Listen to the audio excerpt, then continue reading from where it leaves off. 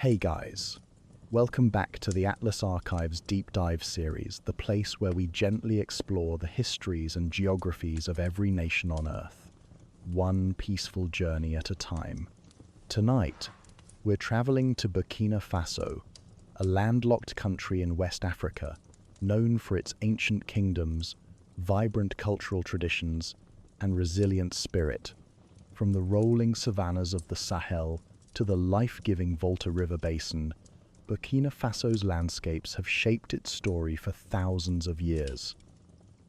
In this episode, we'll move slowly through the geography, history, and cultural heritage of Burkina Faso. We'll explore the legacy of the Mossi kingdoms, the artistry of the country's famed mask-making traditions, the rhythms of everyday life in Ouagadougou, and the deep historical roots that still guide the nation today. This is a tale of adaptation, identity, and communities shaped by both hardship and creativity. Before we begin, let me know in the comments where you're watching from and what time it is for you. It's always amazing to see this global community come together. And if these relaxing deep dives help you unwind, remember to like the video and subscribe so you don't miss the next journey. So, settle in, get comfortable, and let's begin tonight's calm exploration of Burkina Faso. Chapter 1: Geographic Foundation and Physical Landscape.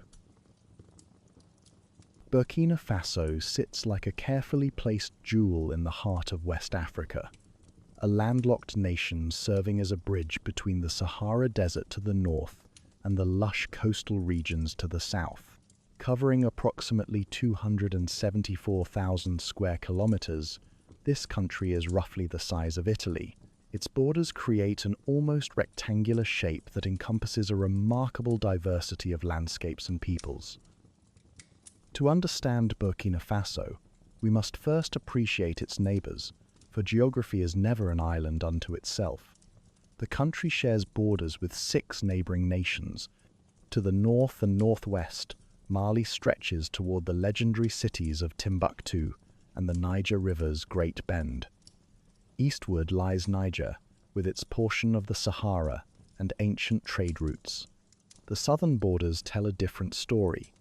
Benin to the southeast, reaching toward the palm-fringed coast. Togo, a narrow territory that also reaches the Atlantic. Ghana, the former Gold Coast, with its rich history.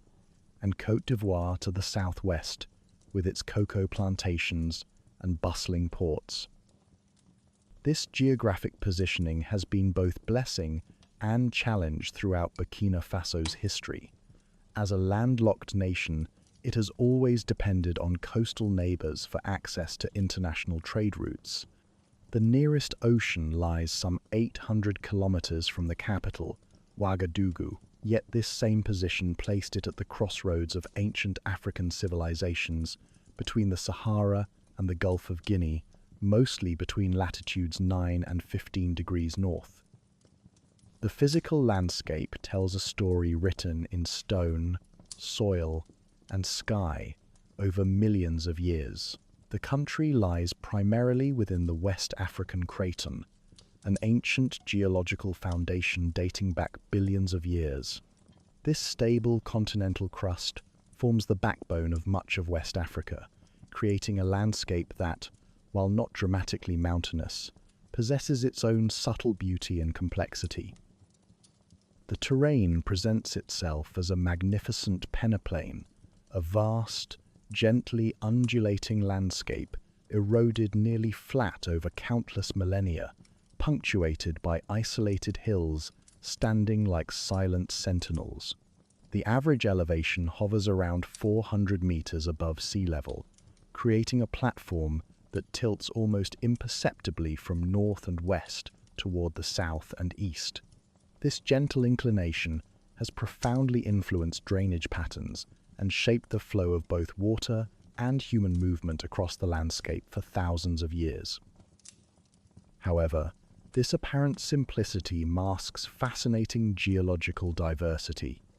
In the southwest, the landscape transforms dramatically as hills and plateaus break the monotony of the plains. Here stands the country's most notable geological feature, the Banfora Escarpment, where ancient sandstone formations have been carved by millions of years of erosion into striking cliffs, reaching heights of up to 150 meters. It is in this southwestern region that Burkina Faso reaches its highest point at Tenakuru, rising to 749 meters above sea level.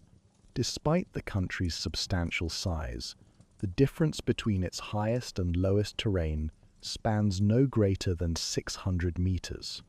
The lowest point, where the Muhun River flows at just 200 meters above sea level, creates this gentle range of elevation that defines much of Burkina Faso's character. The geological foundation tells an ancient tale. Most of the country rests upon a lateritic layer, that characteristic red, iron-bearing rock that speaks of tropical weathering over vast periods. This lateritic mantle, rich in iron oxides that give it its distinctive russet color, overlies the older crystalline rocks of the Precambrian basement, providing a stable foundation that has remained relatively unchanged while mountain ranges rose and fell elsewhere. Moving northward from the southwestern highlands, the landscape gradually transitions into the vast peneplain characterizing much of the Sahel region. This is a land of wide horizons, where the eye can stretch for kilometers across, gently undulating terrain dotted with scattered trees and occasional rock outcrops. These isolated hills, known as Inselbergs, are ancient granite formations that resisted erosion while surrounding softer rocks were worn away. They rise like sleeping giants from the plains, some crowned with villages whose inhabitants have found refuge and strategic advantage in these elevated positions for countless generations. The hydrography of Burkina Faso is perhaps even more crucial to understanding its character than its geology. Water, or the seasonal absence thereof, has shaped human settlement patterns, economic activities, and political boundaries throughout the region's history. The country's former name, Upper Volta, pays homage to this fundamental relationship with water, derived from the three principal rivers that cross its territory like life-giving arteries. These three rivers, known locally as the Muhun, Nakambe, and Nazinon, but called by their colonial names the Black Volta, White Volta, and Red Volta respectively, form the heart of Burkina Faso's water story. All three rivers flow generally southward, converging in neighboring Ghana to form the Great Volta River, which eventually empties into the Atlantic Ocean. The Muhun, or Black Volta, holds the distinction of being Burkina Faso's principal river and one of only two watercourses in the country that maintain flow throughout the year. Along its banks, fertile alluvial soils have supported agriculture and dense settlement, making its valleys some of the most important agricultural regions in the country. The Nakambe, or White Volta, begins its journey north of Ouagadougou, flowing southward for approximately 600 kilometers, creating countless turns and meanders that gave rise to the Portuguese name Volta, meaning twist. The valleys it has carved provide crucial agricultural land in a landscape where such resources are precious. However, these rivers are not the year-round torrents their names might suggest. During the long dry season, from November to May, they often transform into chains of pools connected by narrow streams, or disappear entirely in some sections. Only with the arrival of the rains do they spring back to life, carrying precious moisture across the landscape and replenishing the numerous small reservoirs and earthen dams that communities have constructed to capture water for the dry months ahead. Beyond the Volta Basin, Burkina Faso participates in two other major river systems. In the eastern part of the country, tributaries of the Great Niger River drain 27% of Burkina Faso's surface. These seasonal waterways flow for only 4 to 6 months each year, yet during their brief period of activity, they can flood dramatically. In the southwestern corner, the Comoé River system tells another water story. The Comoé, which along with the Muhun represents one of only 2 rivers in Burkina Faso that flow year-round, begins its journey in the higher rainfall zones before flowing through Côte d'Ivoire to reach the Atlantic. The country also contains numerous lakes that serve as vital water reserves. Lake Bam, the largest natural lake, lies near the center of the country and serves as a crucial reservoir, especially during the dry season. These water features, whether natural or artificially enhanced, form oases of life in a landscape where every drop of moisture carries extraordinary value.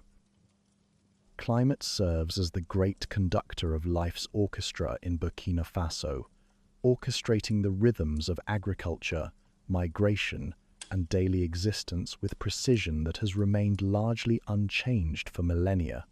The climate is fundamentally shaped by the movement of the intertropical convergence zone, an atmospheric phenomenon that brings seasonal rains to the Sahel and Sudan savanna regions.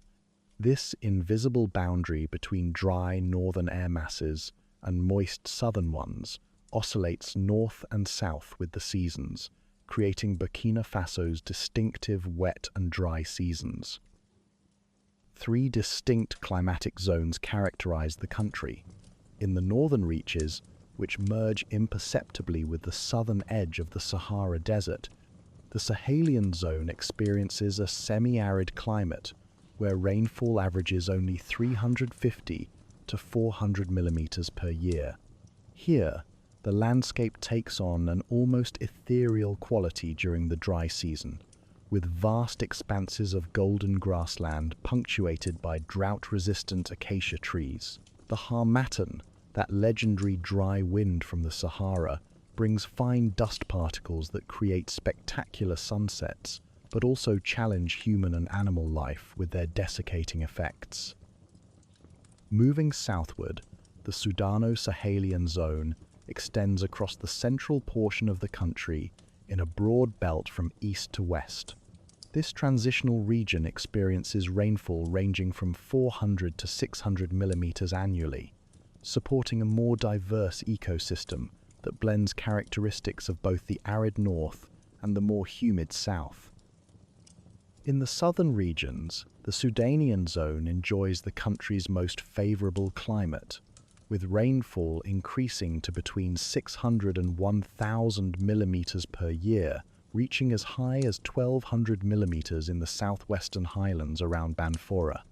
This gradient of moisture availability creates distinct ecological zones, each with its own characteristic vegetation, wildlife, and human adaptations. The seasonal rhythm that governs life in Burkina Faso unfolds with remarkable predictability, divided into 4 distinct periods. The dry and cool season, lasting from mid-November to mid-February, brings pleasant weather when temperatures drop to comfortable levels, and nighttime temperatures can fall to around 16 degrees Celsius. During these months, the harmattan winds bring clear skies and relatively cool, dry air from the north. As February progresses toward June, the hot season intensifies, with maximum temperatures rising into the low 40s Celsius. This period reaches its climax in April and May, just before the rains arrive, when the landscape appears to hold its breath in anticipation of relief. The arrival of the rainy season, typically beginning in May or June and lasting until September, transforms the landscape in ways that might seem miraculous to first-time visitors. Rivers that were mere memories suddenly burst into vigorous life.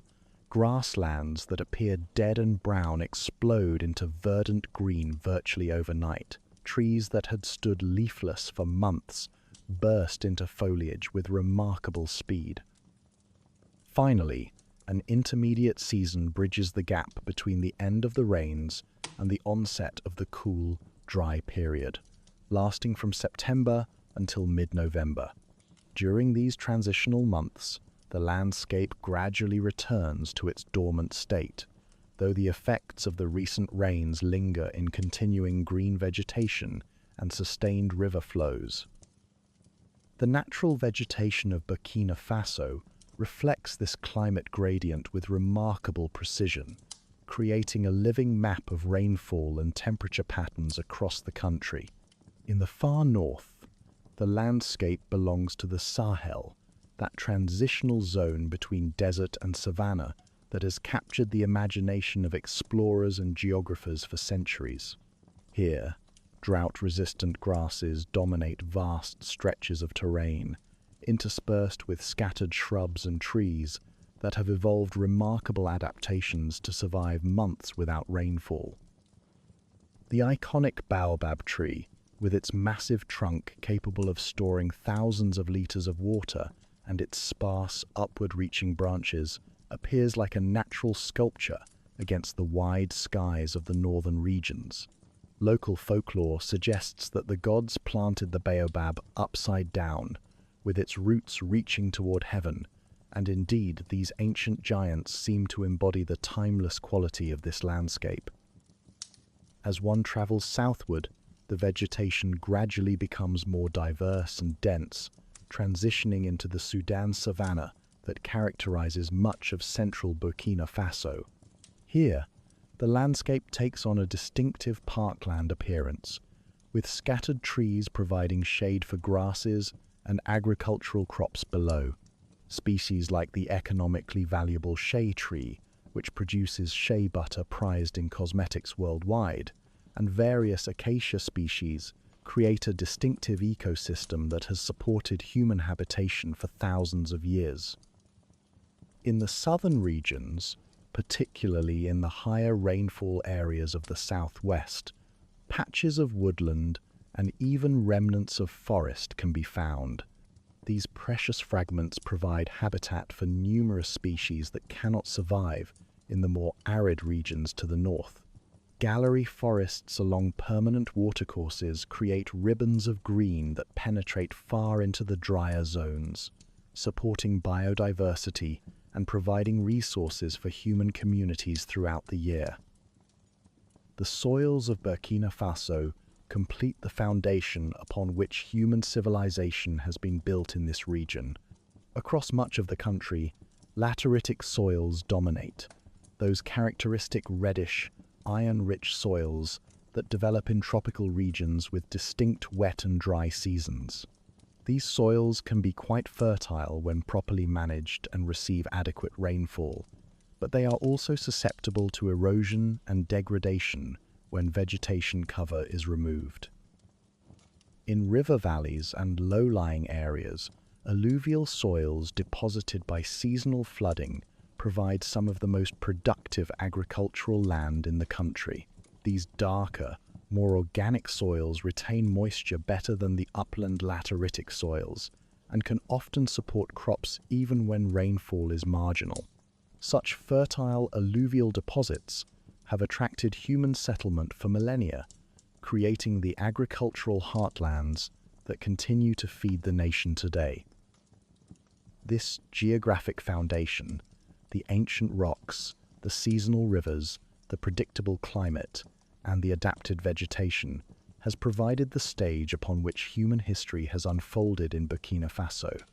From the earliest hunter-gatherer societies to the great kingdoms of the medieval period, from colonial transformation to modern independence, the land itself has remained a constant, shaping and being shaped by the countless generations who have called this corner of West Africa home. As we prepare to explore the human story that has unfolded upon this geographic stage, we carry with us an appreciation for the fundamental ways in which the land itself has influenced the course of history in this remarkable nation.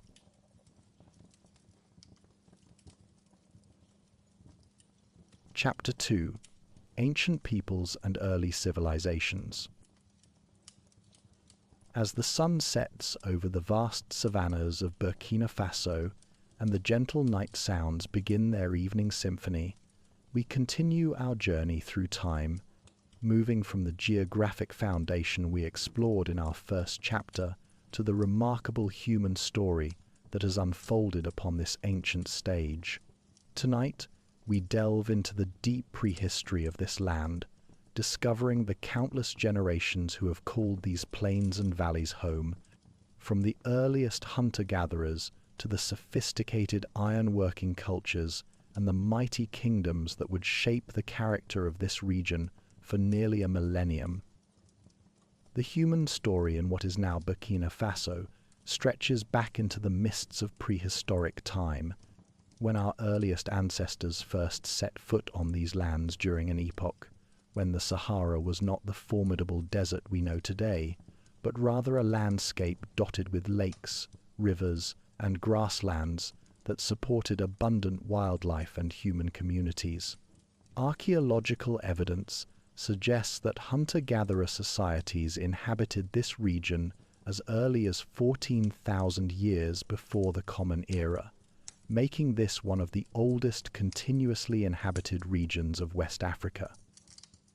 These earliest inhabitants were part of the great human diaspora that spread across Africa during the Late Stone Age, bringing with them sophisticated knowledge of tool-making, hunting techniques, and survival strategies perfectly adapted to the changing climate and landscape. As we drift off to sleep tonight, we might imagine these ancient peoples moving across the landscape in seasonal migrations, following the rains and the animals that sustained them, their lives intimately connected to the rhythms of nature that still pulse through this land today.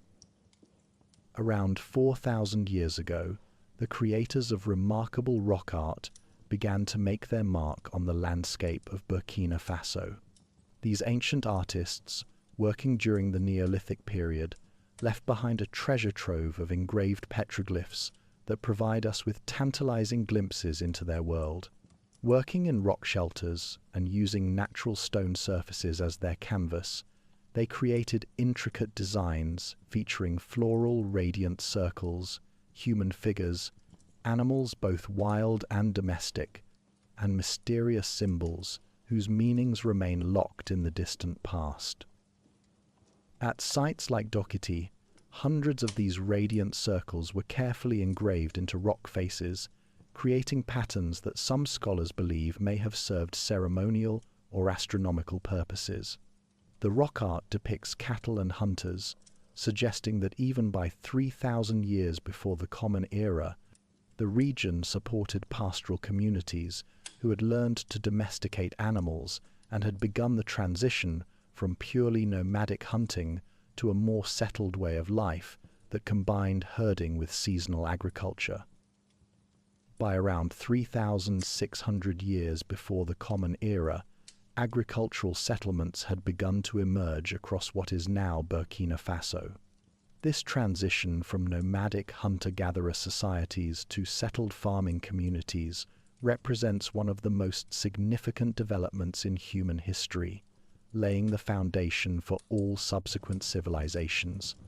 These early farmers cultivated indigenous crops like millet and sorghum, grains perfectly adapted to the semi-arid conditions of the region and capable of surviving the long dry seasons. The shift to agriculture brought with it new technologies, new forms of social organization, and new spiritual practices. Archaeological evidence from sites around Douroula shows that these early farming communities had developed sophisticated pottery-making techniques, creating vessels for storing grain, water, and other essential supplies. They built permanent structures for shelter and storage, marking the landscape with the first villages that would eventually grow into the towns and cities that dot Burkina Faso today. Perhaps the most transformative development in the prehistory of this region came with the mastery of iron working a technology that revolutionized every aspect of human life, from agriculture to warfare, from craft production to trade. Iron production occurred in regions near Douroula at least as far back as the 8th century before the Common Era, making this area one of the earliest centers of iron working in all of West Africa.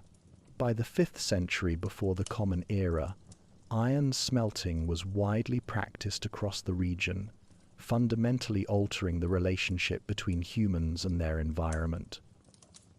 The ability to produce iron tools meant that farmers could clear land more efficiently, cultivate larger areas, and harvest crops more effectively.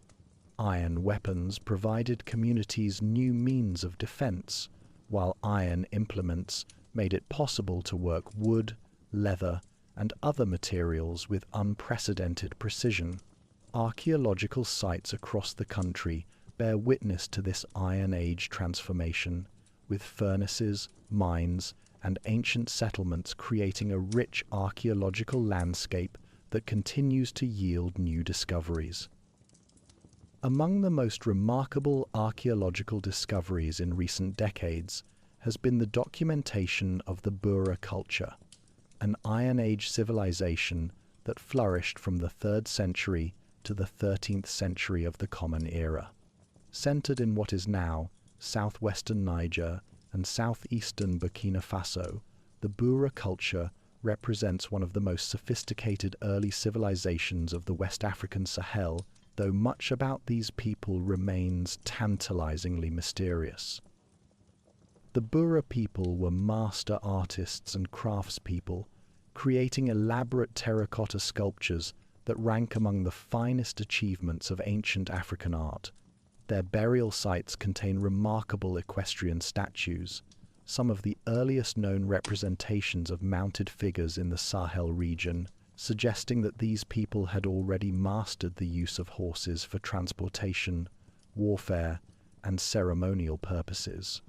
These terracotta sculptures speak to a society that valued beauty, honored its dead, and possessed the leisure time and social organization necessary for specialized artistic production. The Bura archaeological sites reveal a complex society organized around substantial settlements connected by trade networks that spanned hundreds of kilometers. Their necropolises, marked by distinctive burial mounds and offering places, suggest sophisticated religious beliefs and burial practices. What makes the Bura culture particularly fascinating is how little we know about their social organization, their language, or their ultimate fate. They maintained their distinctive cultural identity for nearly 1,000 years, yet by the 13th century had largely vanished from the archaeological record.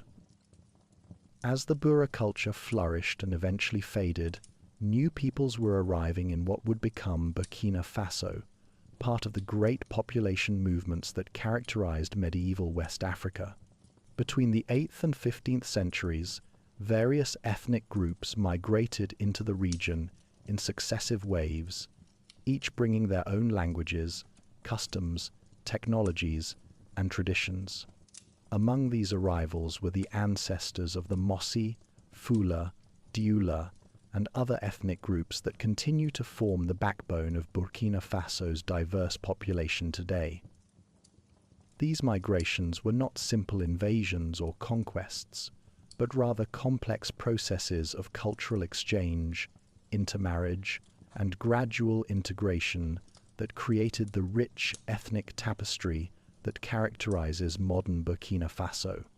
The newcomers learned from the peoples already established in the region, adopting agricultural techniques suited to local conditions, incorporating local religious practices into their own belief systems, and often intermarrying with established communities to create new social and cultural syntheses.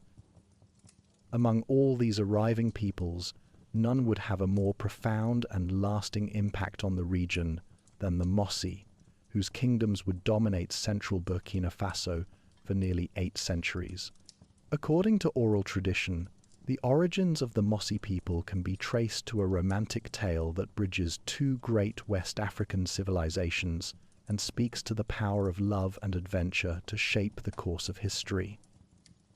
The story begins with Princess Yenenga, daughter of Na Gabewa, the powerful ruler of the Mamprusi kingdom in what is now northern Ghana. Yenenga was no ordinary princess. She was a warrior maiden, skilled in horsemanship and combat, who fought alongside her father's armies and earned a reputation for courage and military prowess. Her father, however, was reluctant to allow her to marry, fearing that he would lose his most capable military commander. Growing restless with her father's restrictions and yearning for freedom, Princess Yenenga eventually fled her homeland, riding northward into lands unknown. During her journey, she encountered a Mande hunter named Riale, and their meeting sparked a romance that would have consequences extending far beyond their personal happiness. Their union produced a son they named Ouagadougou, which in the local language meant male horse, in honor of the horse that had carried his mother to freedom and love. Ouagadougou grew to manhood, possessed of his mother's courage and military skill, and his father's knowledge of the land and its peoples. Gathering around him a band of warriors and adventurers, he launched a series of conquests that established the first Mossi state in the area around what would later become the city of Tenkodogo. The success of Ouagadougou's military campaigns lay not just in superior weapons or tactics, but in his ability to forge alliances with local peoples, incorporating them into his growing kingdom while respecting their traditions and customs. Ouagadougou married a local woman named Puiri Keta, and their sons would go on to establish additional kingdoms. Diaba Lompo, their eldest son, founded the kingdoms centered on Fada Nguema in the east. Rawa, the second son, established his authority in what became known as Zondoma province. The youngest son, Zaungrana, inherited his father's original kingdom of Tenkodogo and would prove to be the most significant of the three brothers. Zaungrana's own marriage proved equally consequential. He married Puitenga, a woman sent to him by the king of the Ninisi people as part of a political alliance. The intermarriages between the Dagomba warrior tradition represented by Yenenga, the Mande cultural elements brought by Riale, and the various local peoples including the Ninisi created what we now recognize as Mossi civilization. The son of Zaungrana and Puitenga was named Ubri, and it is with him that we encounter the first historically documented ruler of what would become the most powerful of all the Mossi kingdoms, that of Ouagadougou. Ruling from approximately 1050 to 1090 of the Common Era, Ubri expanded his kingdom through conquest of the Kibisi and various Gurunsi peoples, establishing the territorial foundations and political institutions that would define the Mossi kingdom of Ouagadougou for the next 800 years. Ubri is often considered the true founder of the Ouagadougou dynasty, not merely because of his territorial conquests, but because of his establishment of the complex political and religious institutions that would give the Mossi kingdoms their distinctive character. Under his rule, the kingdom developed the hierarchical system of authority that balanced centralized royal power with local autonomy. The religious practices that legitimized royal rule while respecting local traditions, and the military organization that would make the Mossi kingdoms among the most formidable powers in medieval West Africa. The political system that emerged under Ubri and his successors was remarkably sophisticated, combining elements of the Dagomba military tradition with local systems of governance and religious authority. At the apex stood the Mogo Naba, literally ruler of the world, who wielded supreme authority over the kingdom from his palace in Ouagadougou. Below him, a complex hierarchy of provincial governors, district chiefs, and local officials administered the kingdom's affairs while maintaining connection to the communities they governed. What made this system particularly stable and enduring was its recognition of the need to balance the political authority of the Mossi rulers with the religious authority of the indigenous peoples who had preceded them in the land. The Mossi kings possessed Nam, the supernatural power required to rule others, but they acknowledged that the ultimate spiritual authority over the land remained with the descendants of the original inhabitants, the Tengsoba, who controlled the earth shrines and fertility rituals essential to agricultural prosperity. This division of authority created a system of checks and balances that prevented royal tyranny while ensuring that the practical needs of governance could be met efficiently.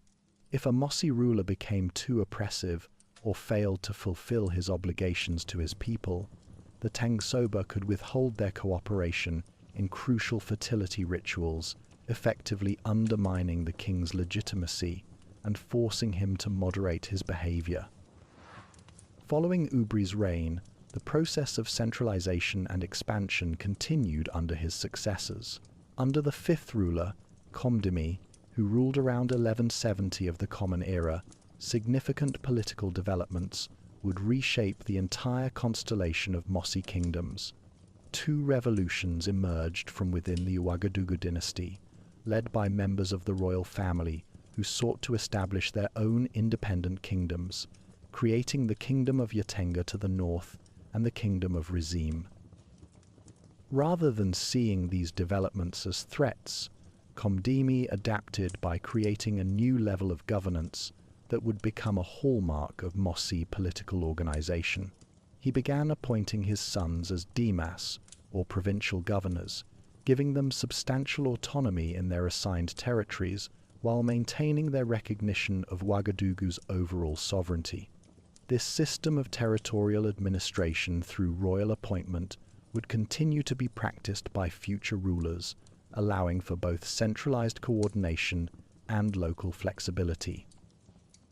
By the end of the medieval period, the Mossi kingdoms had evolved into a confederation of related but independent states, including Ouagadougou, Yatenga, Tenkodogo, Fada Ngurma, and Busuma, each ruled by descendants of the original Mossi royal lineage, but each maintaining its own distinct identity and territorial integrity.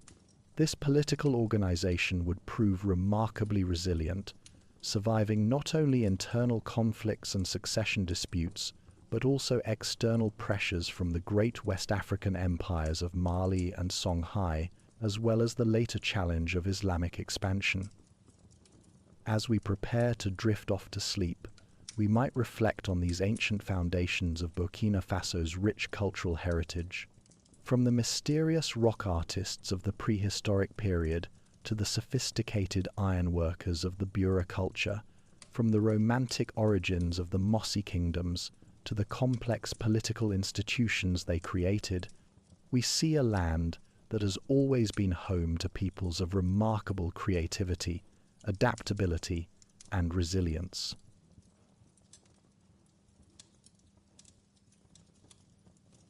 Chapter 3: Colonial Period and French West Africa.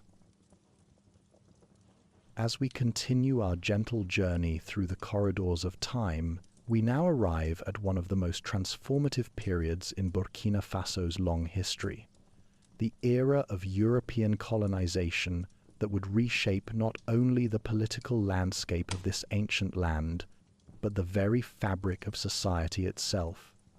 Tonight, as the stars emerge over the African savanna, we explore how the mighty Mossi kingdoms that had stood proudly for centuries would face their greatest challenge yet: the arrival of European powers armed with superior military technology and an insatiable hunger for colonial expansion.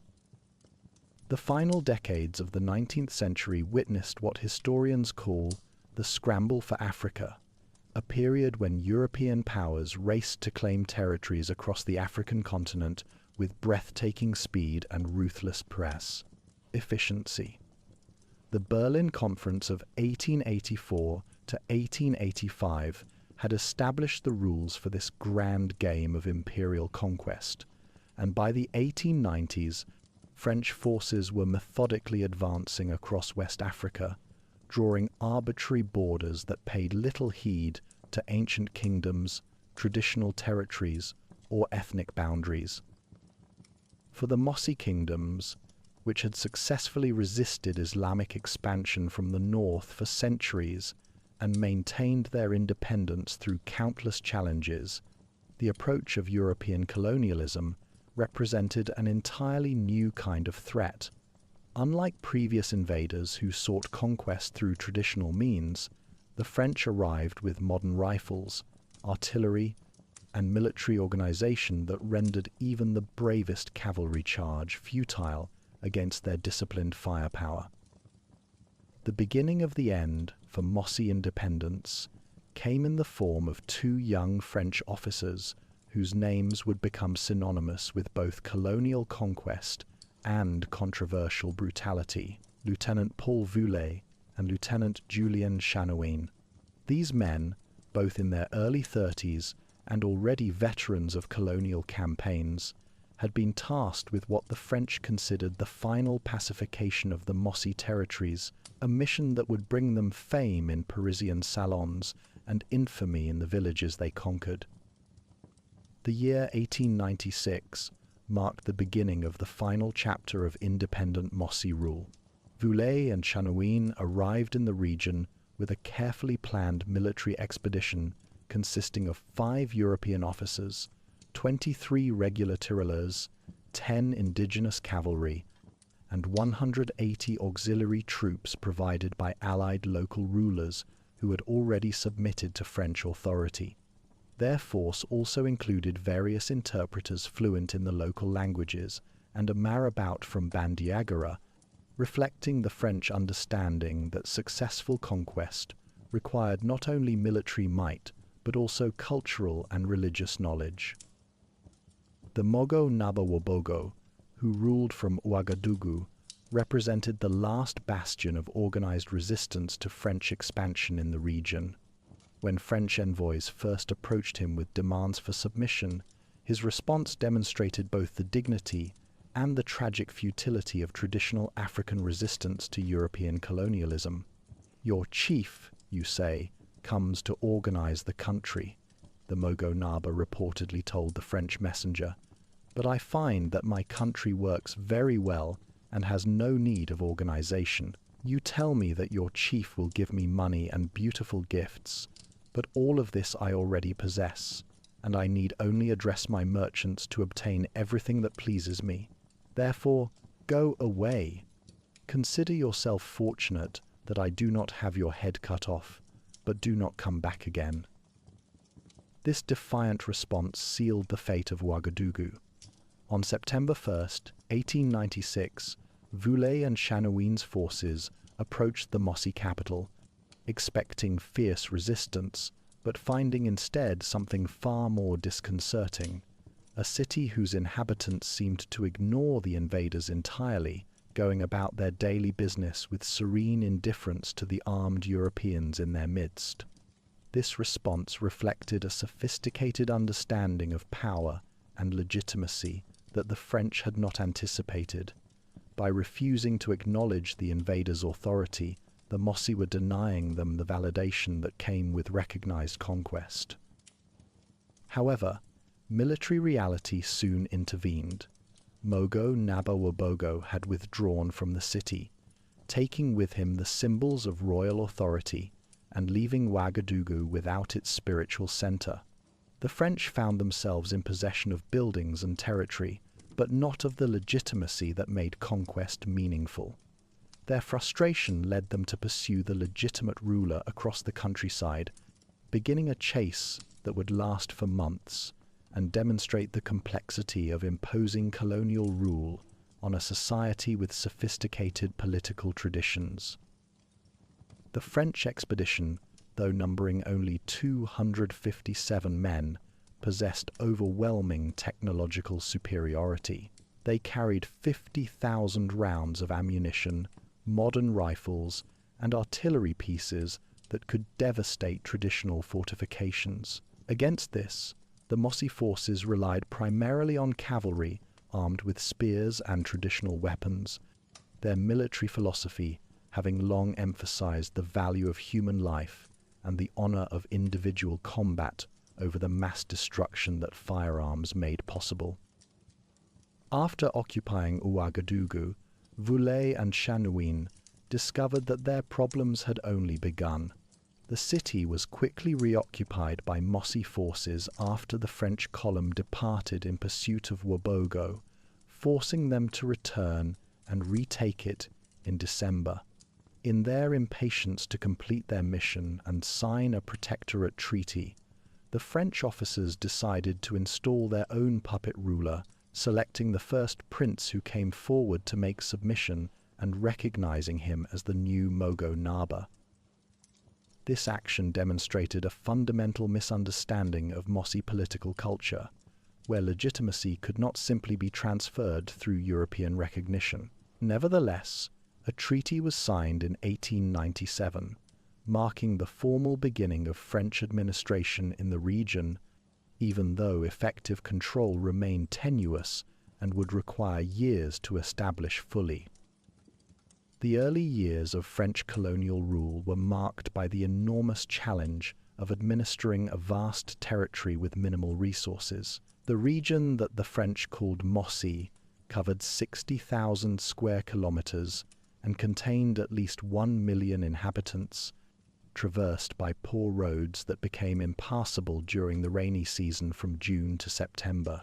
The French resident, or senior administrator, had only meager means at his disposal to establish authority and influence in what was a conquered but not yet truly subdued territory. The difficulties of early colonial administration are vividly illustrated in the correspondence of French officials, who complained constantly about the poor quality of local construction, the challenges of obtaining adequate food supplies, and the complex negotiations required to maintain even basic authority. One officer described the construction of what would be called Fort Voulay, noting the frustrating reality that you really have to fight to get a wall that is approximately straight, and lamenting that, despite best efforts, the enclosure wall looks warped because while the foundation, laid out with rope, is straight, the top is no longer. These mundane details of colonial life reveal the profound gap between imperial ambition and practical reality. The French had conquered the Mossi kingdoms militarily, but actually governing these territories required a complete transformation of existing political, economic, and social systems, a process that would take decades and never be entirely successful. By 1898, most of the territory corresponding to modern-day Burkina Faso had been nominally conquered by French forces, though French control remained uncertain in many areas.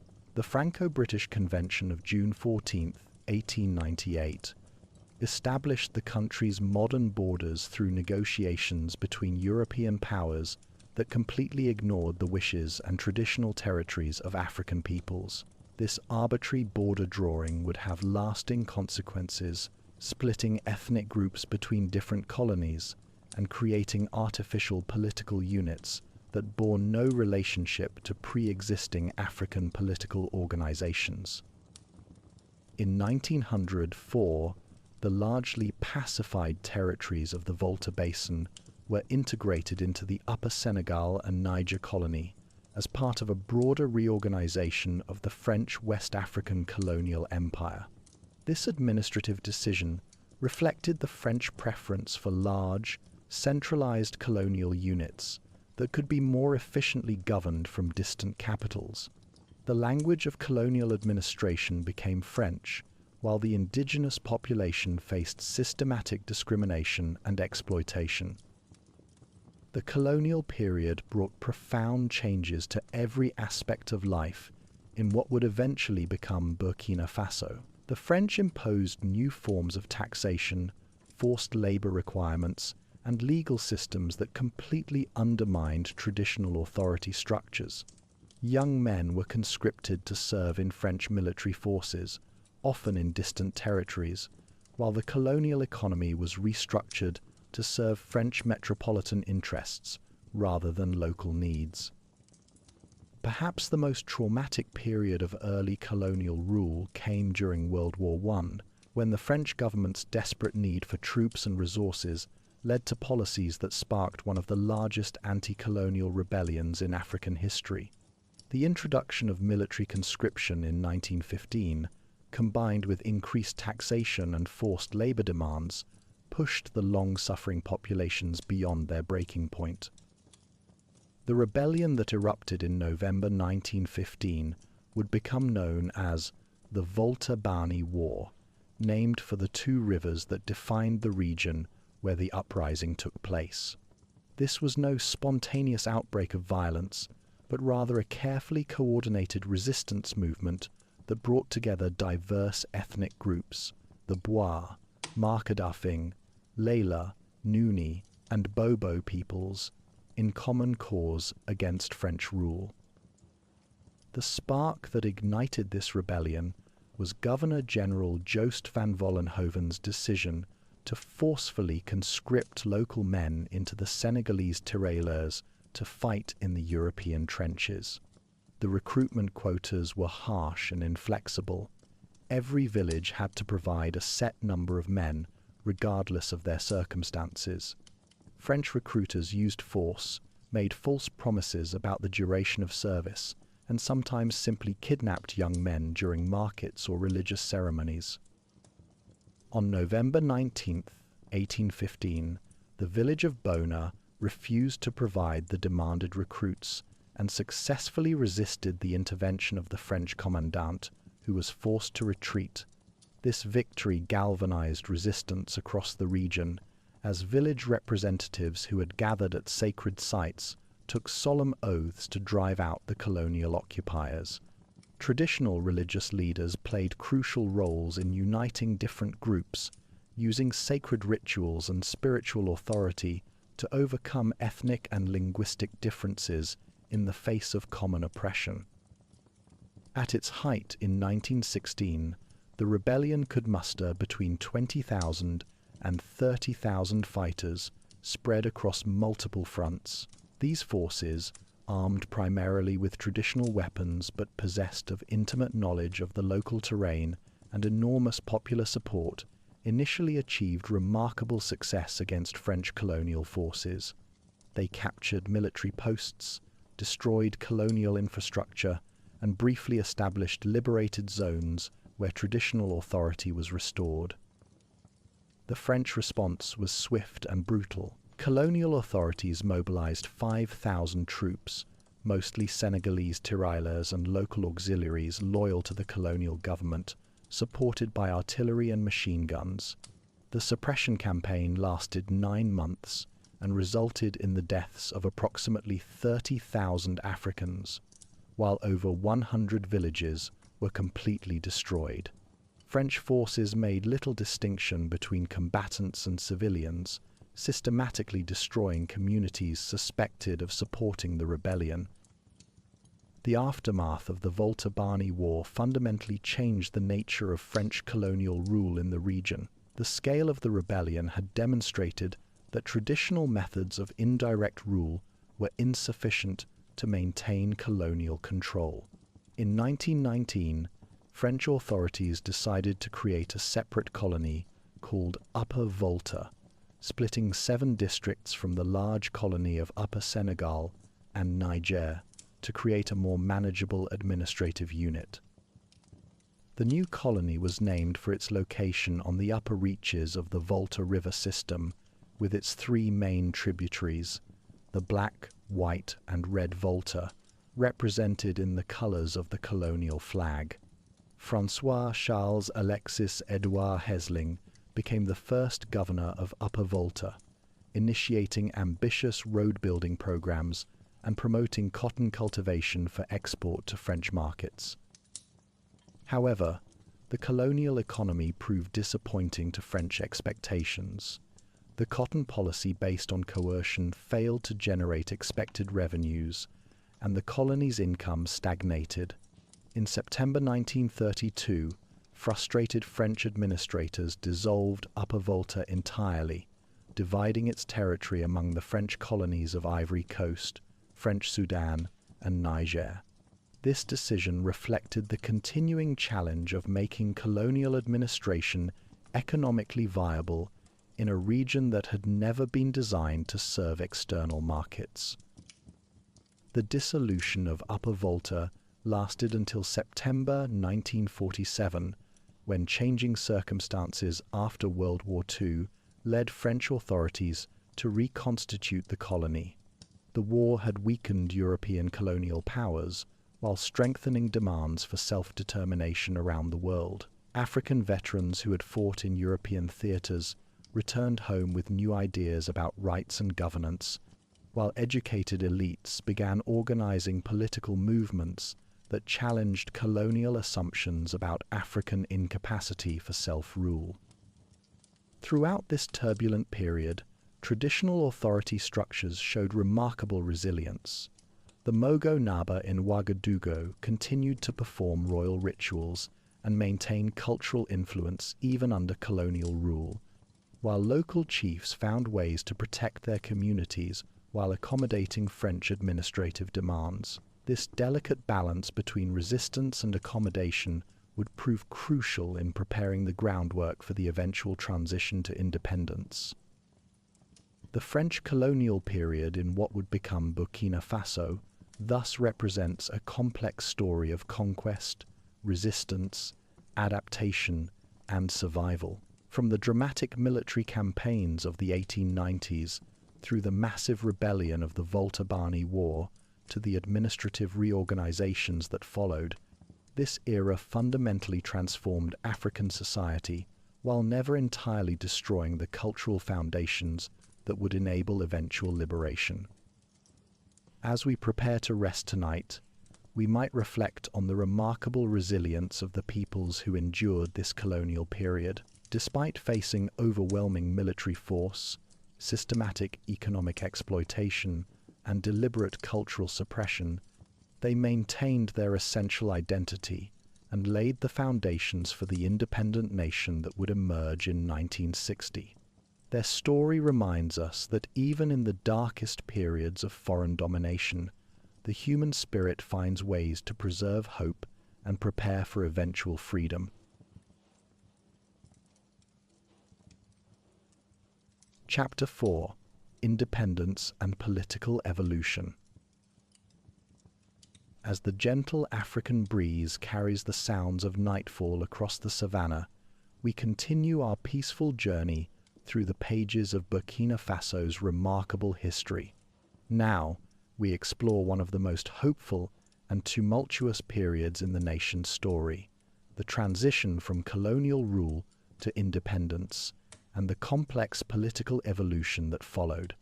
Like many African nations in the 1960s, what was then known as Upper Volta would discover that political independence, while precious, was only the beginning of a much longer struggle to build stable, prosperous, and just institutions of governance. The winds of change that swept across Africa in the aftermath of World War II brought new possibilities and fresh challenges to the people of Upper Volta. The war had fundamentally altered the global balance of power, weakening European colonial empires while strengthening movements for self-determination around the world. In French West Africa, educated elites, labor unions, and traditional leaders began organizing political movements that would gradually transform the relationship between France and its colonies. The process began with modest reforms introduced by the French government in 1947, which granted Upper Volta its own legislative assembly and allowed local leaders to participate more directly in the administration of their territory. However, these limited concessions only whetted the appetite for greater autonomy, and by the 1950s, a new generation of African political leaders was demanding nothing less than complete independence.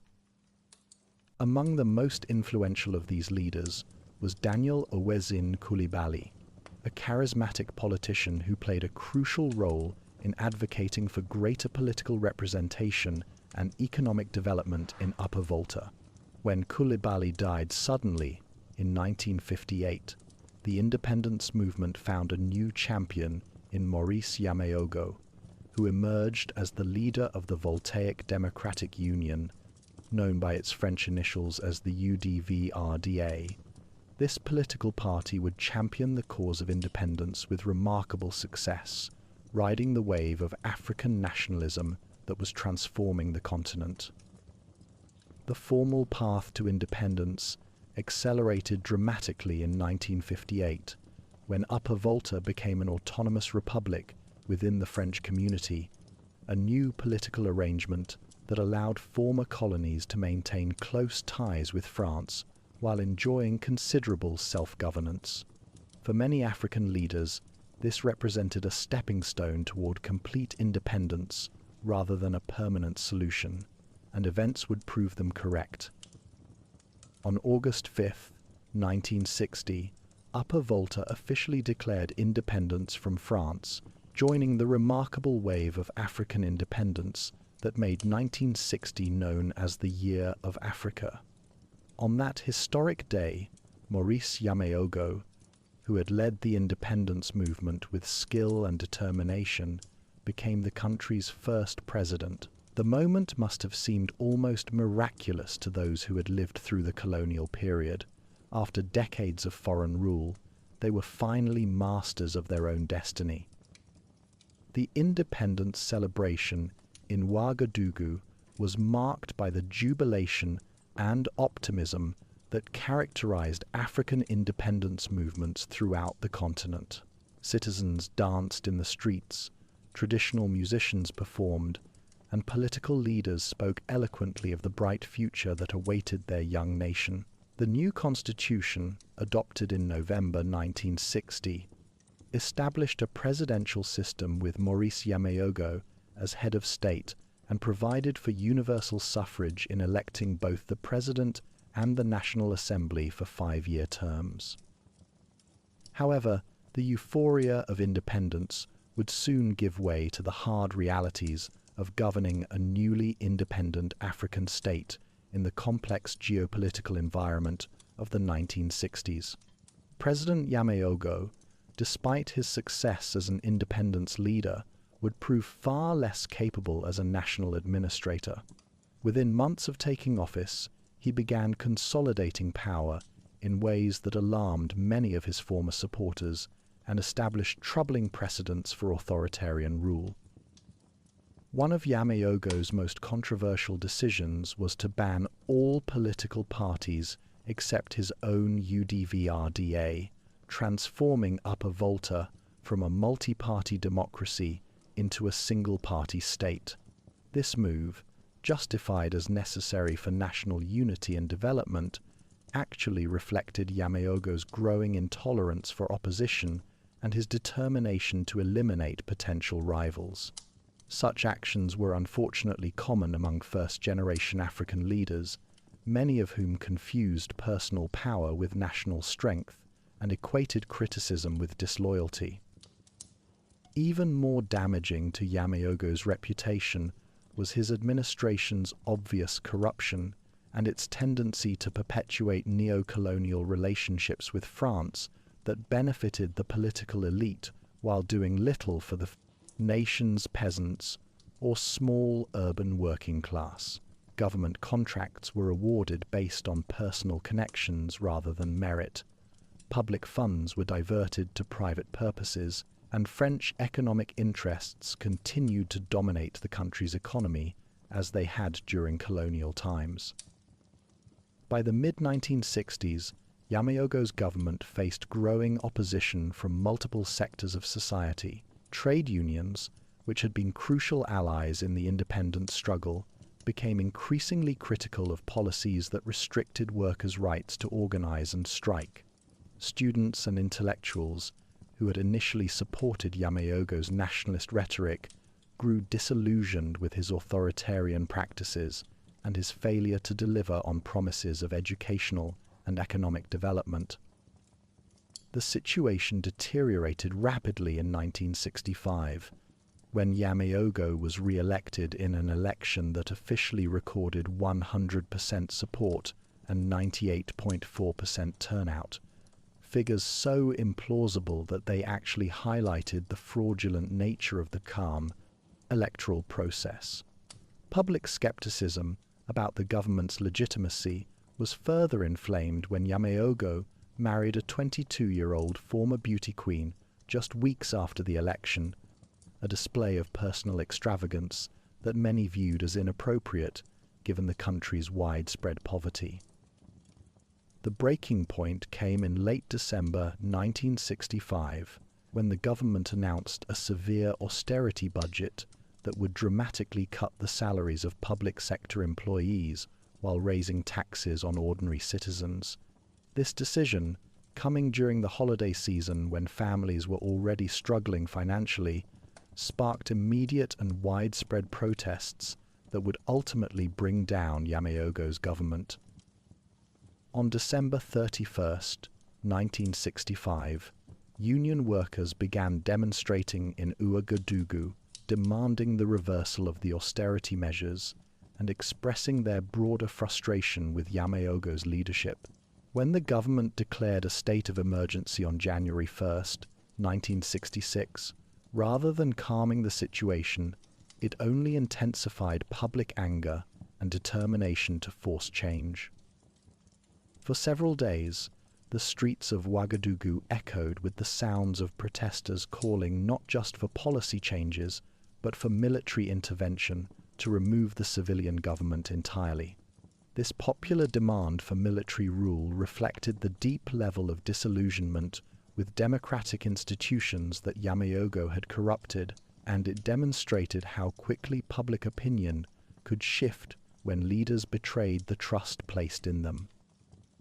The military leadership, sensing both the opportunity to seize power and the genuine popular support for such action, acted decisively.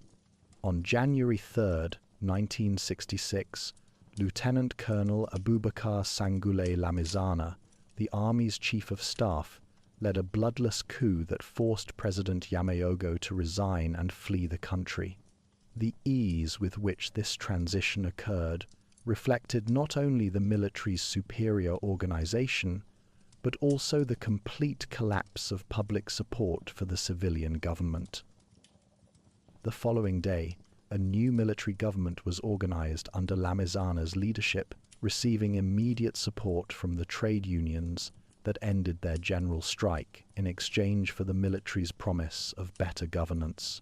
The constitution was suspended, the National Assembly dissolved, and a new cabinet formed with 7 military officials and 4 civilians. This arrangement, known as the Superior Council of the Armed Forces, represented a completely new approach to governance that would define Upper Volta's political development for the next 14 years. General Lamizana, who would prove to be one of Africa's more benevolent military rulers, attempted to balance the demands of effective governance with the legitimate desire for democratic institutions. Unlike many military leaders who seized power with promises of rapid solutions to complex problems, Lamizana demonstrated remarkable restraint and genuine commitment to eventually returning the country to civilian rule.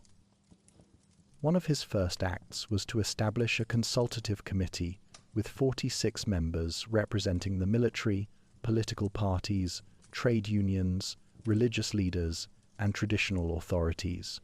This inclusive approach reflected Lamizana's understanding that lasting political stability required broad social consensus rather than narrow military control. His government also demonstrated relative moderation in dealing with former officials, imprisoning Yameogo but treating him humanely and eventually releasing him in 1970. The early 1970s brought severe challenges that tested both Lamizana's leadership and the resilience of Upper Volta's institutions.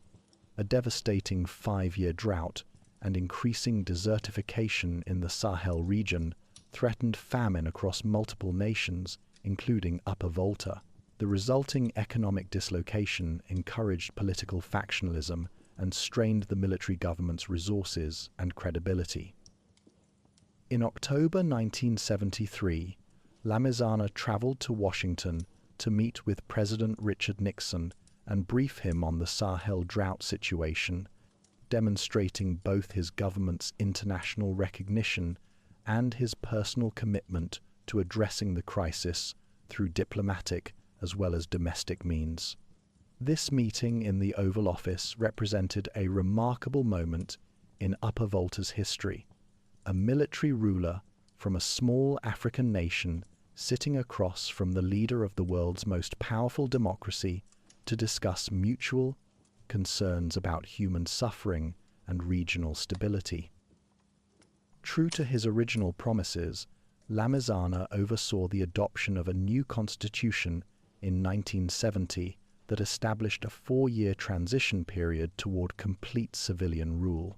The legislative elections held in December 1970 were considered among the most democratic ever conducted in West Africa, with the UDVRDA winning 37 of 57 seats in the National Assembly, while the African Regroupement Party captured 12 seats, demonstrating genuine political competition. However, the economic pressures created by the ongoing drought and the political factionalism that emerged in the new civilian government led to another crisis in February 1974, when Prime Minister Gerard Ouagadougou proved unable to manage the competing demands of different political groups. Lamizana reluctantly intervened again, dissolving the National Assembly and suspending the constitution while assuming the role of Prime Minister in addition to his position as President.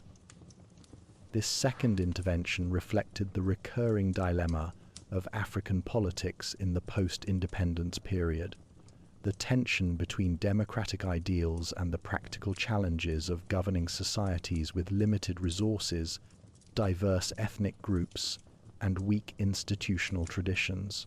Lamizana's actions demonstrated that even well-intentioned leaders sometimes found it necessary to choose stability over democratic process when faced with the prospect of political chaos.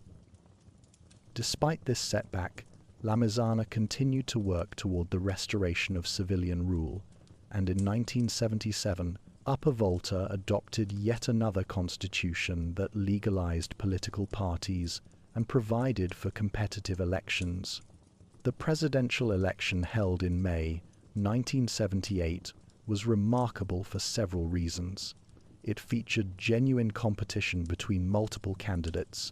It was conducted fairly and transparently, and it resulted in Lamizana's victory with 56% of the vote in a second round of voting that demonstrated the electorate's preference for his moderate leadership over more radical alternatives. The fact that a military ruler could win a competitive democratic election speaks volumes about Lamizana's personal integrity and his government's relatively successful management of Upper Volta's affairs during a difficult period. His victory also reflected the pragmatic approach of Upper Voltan voters, who valued stability and competence over ideological purity or charismatic leadership. However, even Lamizana's careful and moderate approach to governance could not permanently resolve the fundamental challenges facing Upper Volta in the 1970s. The country remained desperately poor, with an economy heavily dependent on subsistence agriculture and vulnerable to climate variations. Educational opportunities were limited, infrastructure was inadequate, and the government struggled to provide basic services to a widely dispersed rural population. By the late 1970s, a new generation of young military officers was growing impatient with the slow pace of change and the perceived complacency of the established political order. These officers, influenced by revolutionary movements in other parts of Africa and inspired by Marxist ideology, began to organize clandestine groups that would eventually challenge Lamizana's moderate approach to governance. The final blow to Lamizana's long tenure came in November 1980, when Colonel Seye Zerbo led a bloodless military coup that overthrew the aging president. The coup was facilitated by severe economic pressures caused by another devastating drought and a teachers' strike that had spread to other labor sectors in protest of government corruption. Lamizana, who had ruled with relative restraint and genuine concern for democratic values, found himself removed from power by the same military institution that had originally elevated him. Lamizana's overthrow marked the end of an era in Upper Volta's political evolution. Despite his limitations and the authoritarian nature of military rule, he had demonstrated that African leaders could exercise power with moderation and eventually return authority to civilian institutions. His legacy would influence future political developments, even as the country prepared to enter a more radical phase under new leadership. As we reflect on this period of political evolution, from independence through the end of the Lamizana era, we see a nation struggling to find the right balance between democratic ideals and practical governance challenges. The story of Upper Volta in these decades reflects the broader African experience of post-independent state building, full of hope and disappointment, progress and setbacks, noble aspirations and human frailties.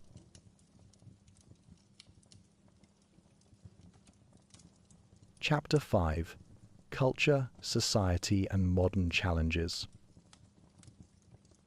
Imagine stepping into a village square at dusk, where the gentle rhythm of balafon notes dances through the evening air, while children gather around a griot whose weathered hands tell stories older than memory itself. This is Burkina Faso, a nation where 60 distinct ethnic groups have woven their voices into one magnificent cultural tapestry that somehow harmonizes diversity into unity. The Mossi people, comprising over half the nation's population, form the cultural backbone of central Burkina Faso, with their ancient kingdoms still resonating through ceremonial courts and time-honored traditions. In villages scattered across the Mossi Plateau, antelope masks can tower 7 feet into the sky, connecting earthbound dancers to ancestral spirits in rituals that have survived centuries of change. The Nyonyose, the spiritual guardians of Mossi culture, continue to perform sacred ceremonies where these magnificent masks bridge the world of the living with the realm of the spirits. To the southwest, the Mande peoples bring their own cultural richness, centered around the historic city of Bobo Dioulasso, where traditional balafon orchestras still play wooden xylophones crafted from local trees and resonated by carefully selected gourds. Here, master musicians like those in the renowned ensemble Farafina have transformed ancient melodies into sounds that enchant audiences across continents, proving that tradition and innovation can dance together in perfect harmony. The Fulani herders of the north contribute their own distinctive cultural threads with complex vocal techniques and intricate hand-clapping rhythms that seem to capture the very heartbeat of the Sahel. Their hodu lutes and rieti bow instruments create melodies that speak of vast horizons and nomadic wisdom, while their oral traditions preserve navigational knowledge and astronomical observations accumulated over generations of following seasonal patterns across the landscape. Perhaps nowhere is this cultural diversity more magnificently displayed than during Festima, the International Festival of Masks and the Arts, held every 2 years, where thousands gather to witness one of Africa's most spectacular cultural celebrations. Villages from across West Africa bring their most sacred masks and ancestral dances, creating a living museum where culture breathes and moves and tells its own stories. Translators work alongside the dancers, helping audiences understand the deep spiritual and historical significance of each performance, ensuring that these ancient arts remain accessible to new generations. The cultural crown jewel of Burkina Faso, however, might well be FESPACO, the Pan-African Film and Television Festival of Ouagadougou, which since 1969 has established the capital as the undisputed heart of African cinema. Every 2 years, filmmakers, critics, and cinema lovers from across the continent and diaspora converge on Ouagadougou for 8 days of screenings, discussions, and celebrations that have earned the festival recognition as one of the world's most significant cultural events. Founded by cinema enthusiasts including François Basselet and Alimata Salembere, FESPACO began as a simple desire to give Burkinabe audiences access to African films at a time when the country lacked proper cinema infrastructure. That modest beginning has grown into a festival that screens hundreds of films, awards the prestigious Étalon d'Or de Yenenga, named after the legendary founder of the Mossi Empire, and has become so integral to African cultural identity that it has given birth to Ouagadougou, the local nickname for the African film industry. The influence of FESPACO extends far beyond entertainment, serving as a platform for African filmmakers to address social issues, preserve cultural heritage, and challenge stereotypes about African life and experiences. Films like Apolline Traoré's Sira, which explores women's resilience in conflict zones, demonstrate how Burkinabe cinema tackles contemporary challenges while maintaining deep cultural roots. The festival has survived political upheavals, economic challenges, and even the current security crisis, with organizers and participants alike recognizing that cultural continuity becomes even more precious during times of uncertainty. Music remains the heartbeat of daily life across Burkina Faso, with traditional instruments like the 21-string kora, the skin-covered djembe drums, and the ancient bondre drum continuing to mark celebrations, ceremonies, and social gatherings. The djembe, carved from single pieces of Kail Sidrat or Lenke wood, carries Malinke origins, but has become thoroughly Burkinabe, with master drummers like Adama Dramé gaining international recognition while remaining deeply connected to their cultural roots. Yet beneath this rich cultural celebration lies a more complex social reality. Traditional society in Burkina Faso remains largely patriarchal, particularly in rural areas where extended families follow ancient social hierarchies and customs. The eldest male typically holds authority in household decisions, while women manage domestic responsibilities and participate in agricultural work alongside men. However, urban areas increasingly challenge these traditional patterns as education and economic opportunities create new possibilities for social mobility and gender equality. Marriage customs vary significantly among ethnic groups, with some still practicing arranged marriages while others embrace modern courtship patterns. The famous joking neighbor relationships between certain ethnic groups serve as a traditional conflict resolution mechanism, turning potential disputes into good-natured ribbing that maintains peace and social cohesion. These relationships demonstrate the sophisticated social engineering that has allowed 60 different ethnic groups to coexist in relative harmony for centuries. Education has become both a bridge to opportunity and a source of cultural tension. While French remains the official language and the medium of instruction, 81 different African languages are spoken across the country, creating complex challenges for educators and students alike. Rural families sometimes view formal education with ambivalence, recognizing its value for economic advancement while worrying about the loss of traditional knowledge and cultural practices that formal schooling rarely addresses. Religious life in Burkina Faso presents fascinating layers of belief and practice. While approximately 60% of the population practices Islam and 23% follow Christianity, it is often said that Burkinabés are 100% animist at heart. Traditional spiritual beliefs in ancestor veneration, spirit communication, and the sacred relationship between humans and nature continue to influence daily life even among those who embrace monotheistic religions. This spiritual complexity manifests beautifully in architectural traditions. The Grand Mosque of Bobo Dioulasso, built in the distinctive Sudano-Sahelian style with its characteristic wooden support beams and organic curves, represents how Islamic architecture has been brilliantly adapted to local materials and climate conditions. Sacred groves, traditional shrines, and family compounds all reflect the deep spiritual connection between built environments and cultural identity. Cuisine serves as another unifying cultural force, bringing together ingredients and cooking techniques from different ethnic traditions. Sorghum, millet, rice, maize, and groundnuts form the foundation of most meals, while local vegetables like okra, tomatoes, and leafy greens add nutrition and flavor.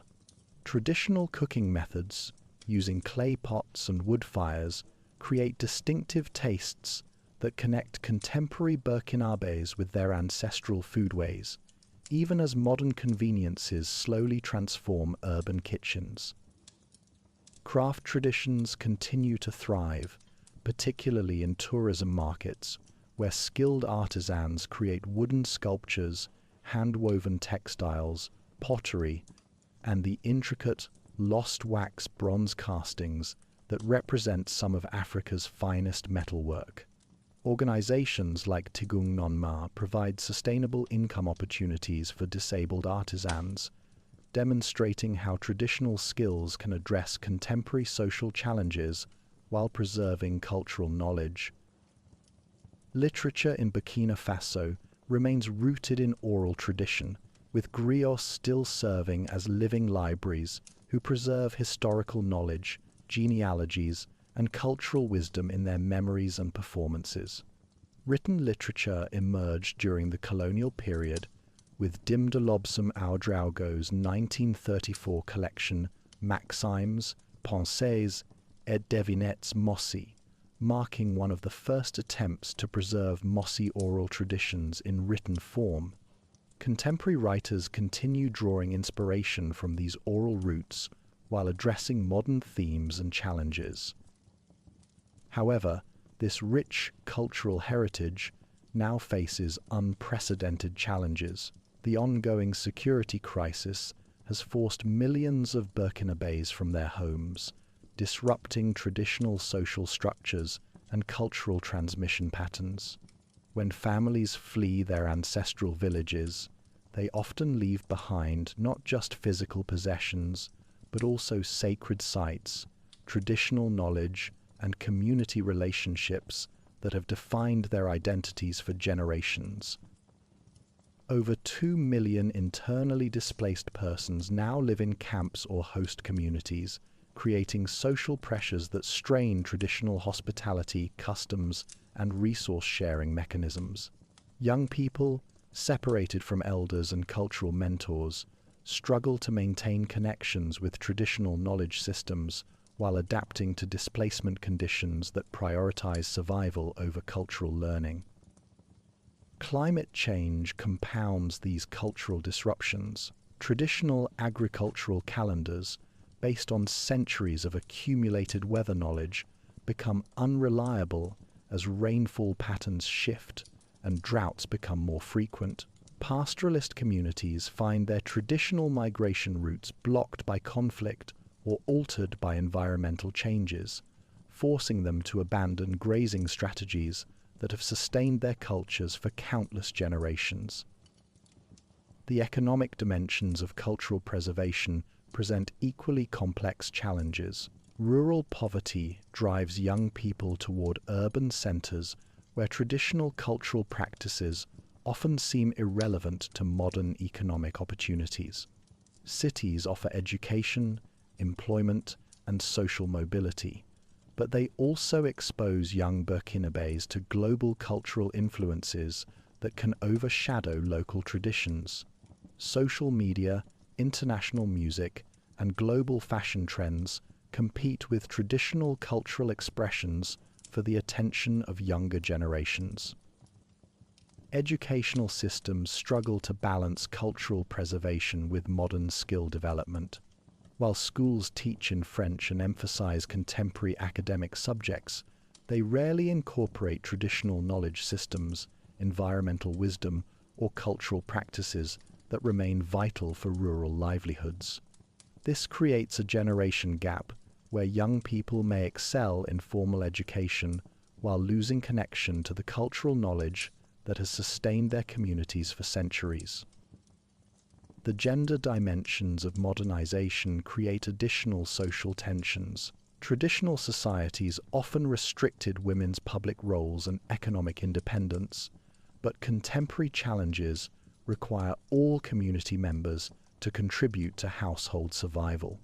Women increasingly engage in petty trading, small-scale agriculture, and income-generating activities that challenge traditional gender roles while creating new opportunities for social advancement. Urban women particularly benefit from expanded educational and employment opportunities, but they also face the challenge of navigating between traditional expectations and modern possibilities. Professional women may struggle to balance career advancement with cultural obligations to extended families, while their success sometimes challenges male relatives who find traditional authority patterns shifting in ways that create psychological and social stress.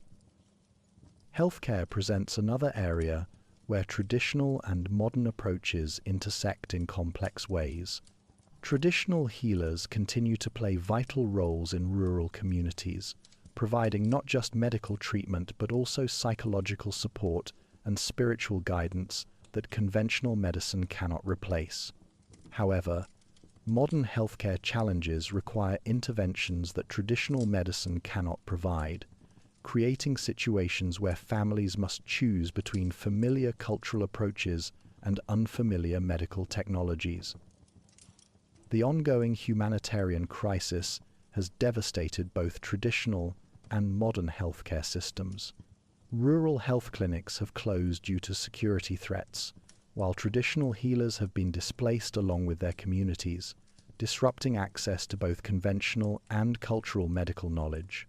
This double loss affects not just immediate health outcomes, but also the transmission of traditional medical knowledge that represents centuries of accumulated wisdom about local plants, treatment methods, and holistic healing approaches. Environmental degradation threatens the foundation of traditional ecological knowledge.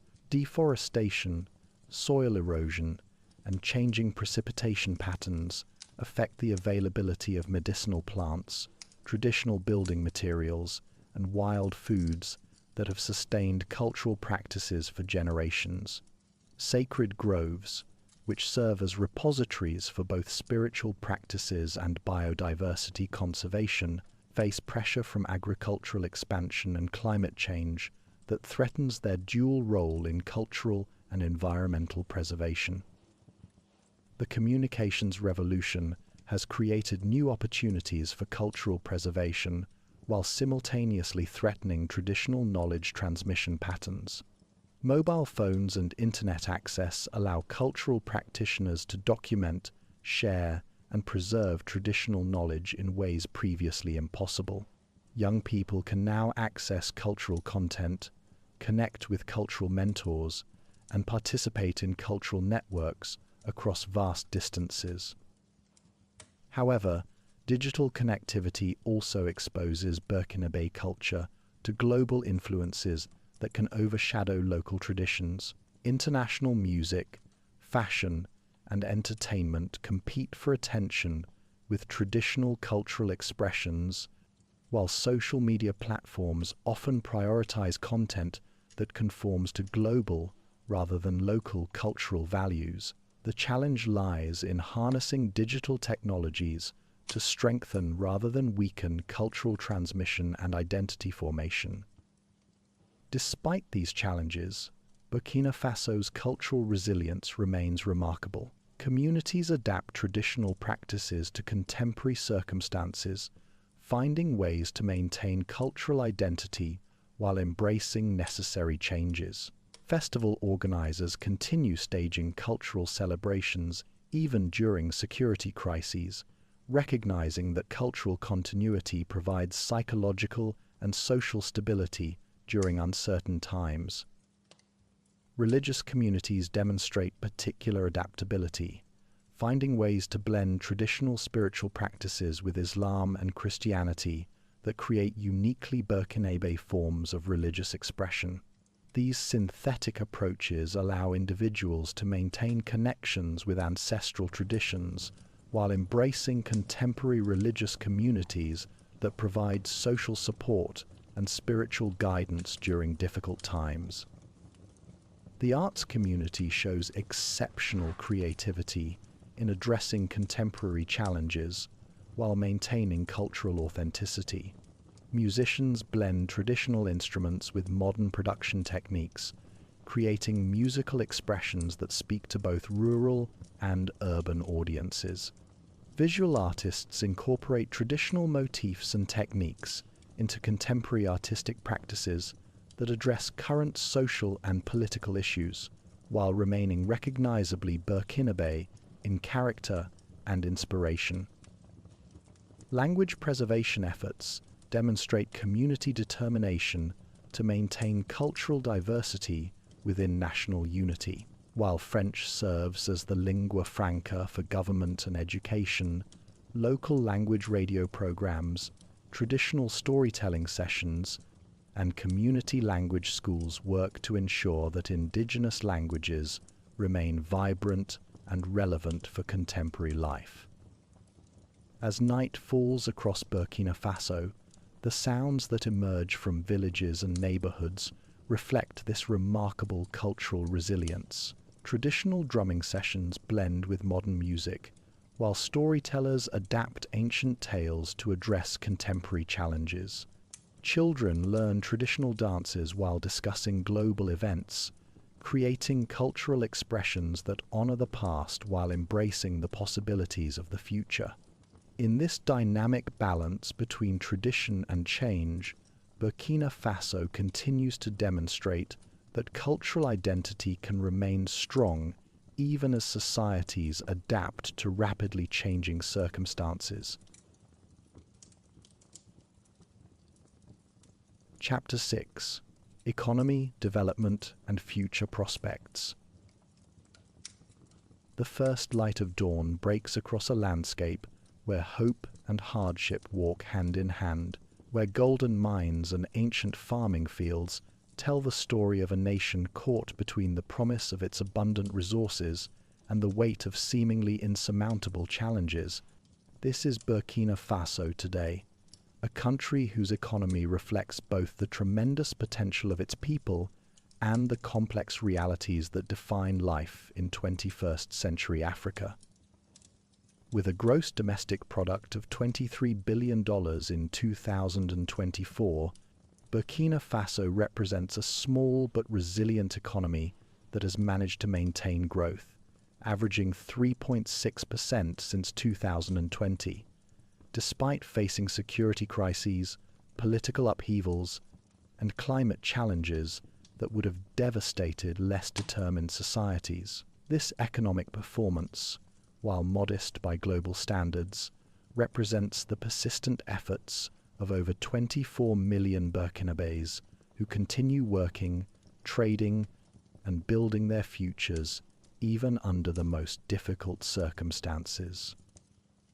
Gold dominates the modern Burkinabe economy with an influence that would have seemed impossible to imagine just decades ago. The precious metal now accounts for over 80% of exports and approximately 18% of gross domestic product, transforming Burkina Faso into Africa's fifth largest gold producer and fundamentally reshaping the nation's economic landscape. Industrial gold production reached 53.3 tons in 2024, down from 57.3 tons the previous year due to security challenges, yet high international gold prices helped offset these production losses. The mining sector's expansion has brought both tremendous opportunities and complex challenges. International companies from Canada, Australia, the United Kingdom, South Africa, and Russia have invested billions of dollars in exploration and extraction, creating employment opportunities and generating government revenues that fund essential public services. However, this mining boom has also exposed the dark side of resource extraction, with reports of child labor, environmental degradation, and community displacement creating social tensions that require careful management and robust oversight. The government's recent amendments to the mining code reflect efforts to increase national control over mineral resources, raising the state's free carry stake to at least 15% in mining projects, and revising taxes and royalties based on gold prices. These changes, along with plans for the country's first gold refinery, demonstrate attempts to capture more value from natural resource wealth while ensuring that mining benefits reach broader segments of the population.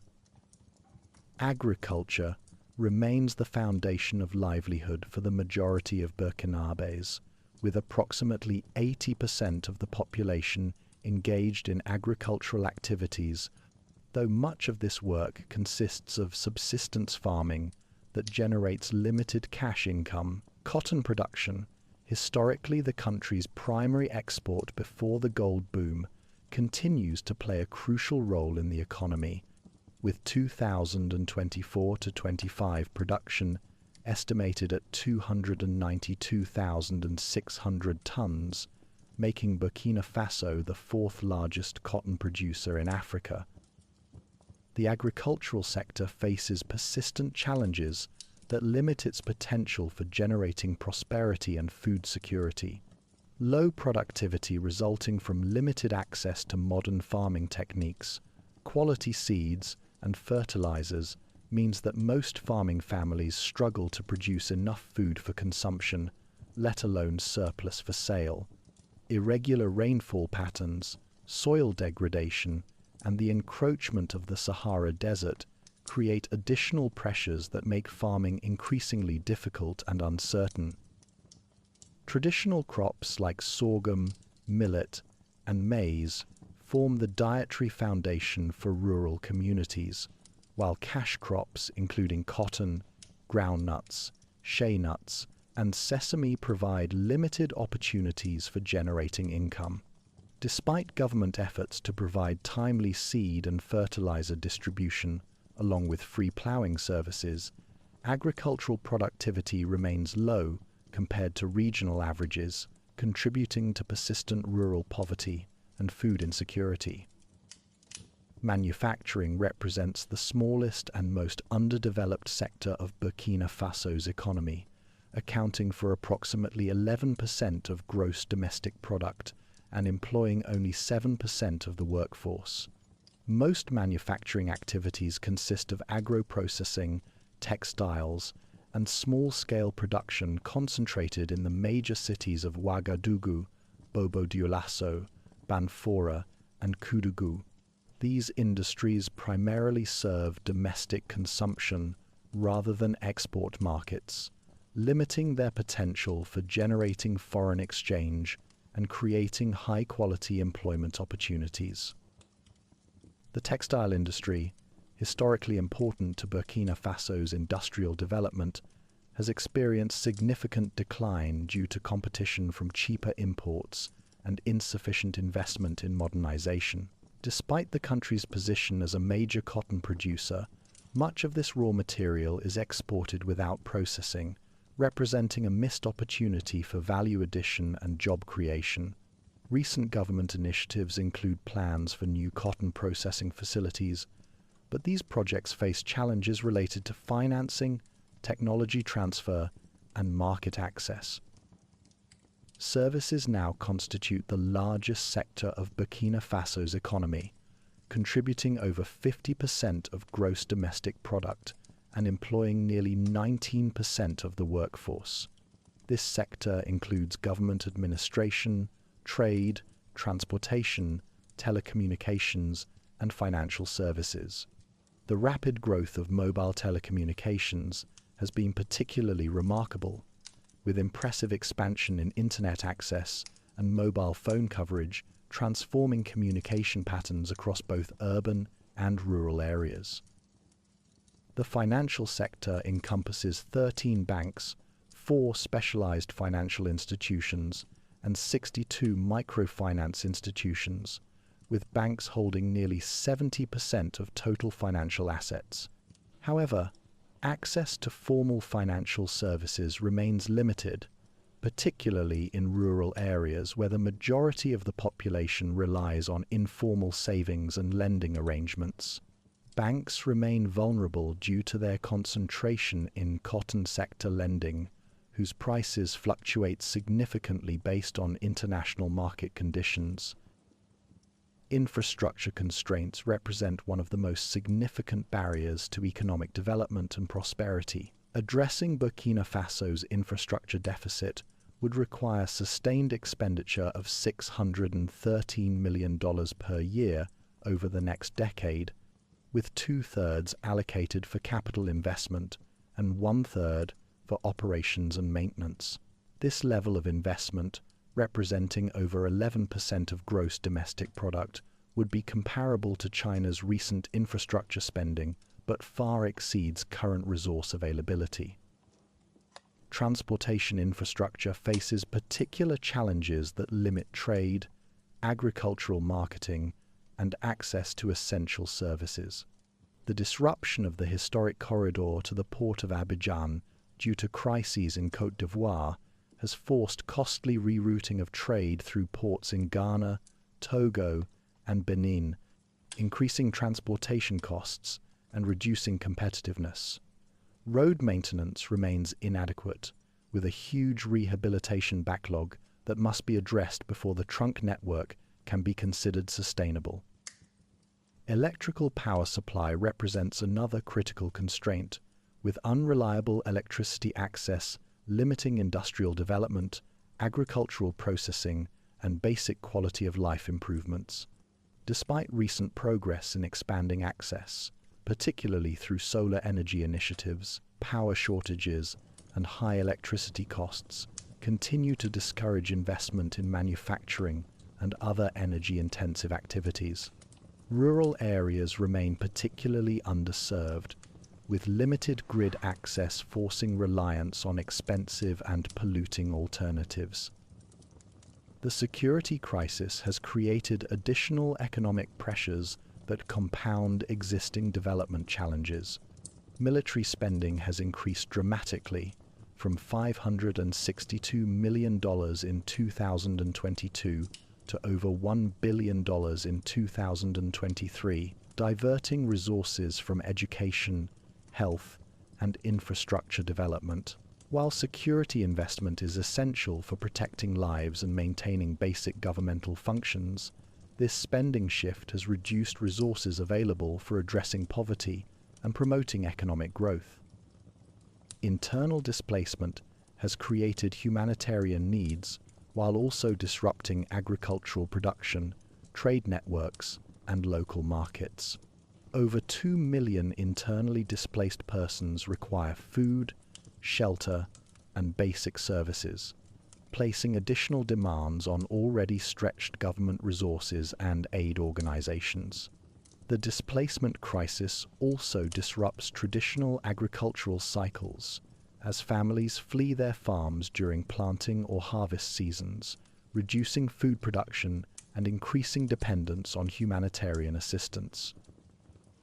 Climate change compounds these economic challenges by increasing the frequency and intensity of droughts, floods, and extreme weather events that damage crops, infrastructure, and livelihoods. Rising average temperatures, combined with changing precipitation patterns, threaten traditional farming practices and force communities to adapt their agricultural strategies or abandon farming altogether. Climate adaptation requires significant investment in drought-resistant crops, water management systems, and alternative livelihood strategies. Despite these challenges, Burkina Faso's economic outlook shows signs of cautious optimism, with growth projected at 4.1% in 2024 and 4.3% in 2025, supported by rising extractive and agricultural production.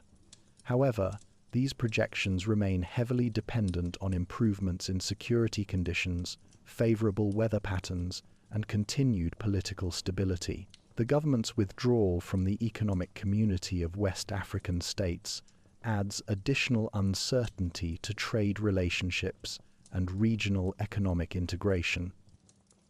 Development planning efforts reflect awareness of these complex challenges and the need for comprehensive approaches to economic transformation. The National Economic and Social Development Plan for 2021 to 25 emphasizes restoring peace and security, strengthening institutional resilience, and promoting structural economic transformation for inclusive and sustainable growth. However, the military government's priorities may differ from civilian development plans, creating uncertainty about policy continuity and implementation. Economic diversification represents a critical priority for reducing dependence on gold mining and subsistence agriculture, while creating opportunities for broader prosperity. Promoting industrialization through investments in agro-processing and manufacturing could create formal employment opportunities while adding value to agricultural products. Supporting small and medium enterprises through improved access to finance, technical assistance, and market development could stimulate innovation and entrepreneurship. The informal sector, which employs over 1 million people and contributes significantly to economic activity, offers both opportunities and challenges for development policy. While informal activities provide livelihoods for families excluded from formal employment, they also limit access to social protection, quality control, and international markets.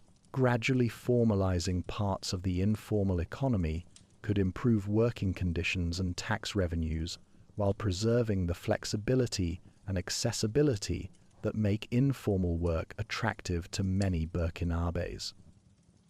Human capital development represents another essential foundation for long-term economic transformation. Improving education systems, healthcare access, and technical training programs could create the skilled workforce needed for economic diversification and technological advancement. However, current humanitarian pressures and security challenges have forced school closures and reduced access to health services, threatening progress in human capital formation. Regional integration offers potential opportunities for expanding markets, sharing costs, and attracting investment despite current political tensions. The formation of the alliance of Sahel states with Mali and Niger, while creating diplomatic complications with other West African countries, might enable new forms of cooperation in areas like security, trade, and infrastructure development. However, reduced integration with larger West African markets could limit access to coastal ports and major economic centers. Technology adoption and digital transformation present promising avenues for leapfrogging traditional development constraints. Mobile banking, e-commerce platforms, and digital government services could improve efficiency, reduce transaction costs, and expand access to markets and services. The impressive growth in telecommunications infrastructure provides a foundation for broader digital economic development, though rural connectivity and digital literacy remain significant challenges. Foreign investment patterns reflect both the opportunities and risks associated with Burkina Faso's current development trajectory.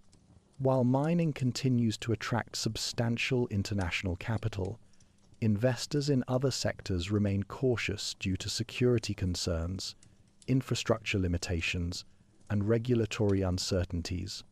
Creating a more favorable investment climate requires addressing security challenges while maintaining transparent and predictable policies that protect both investor interests and national development objectives.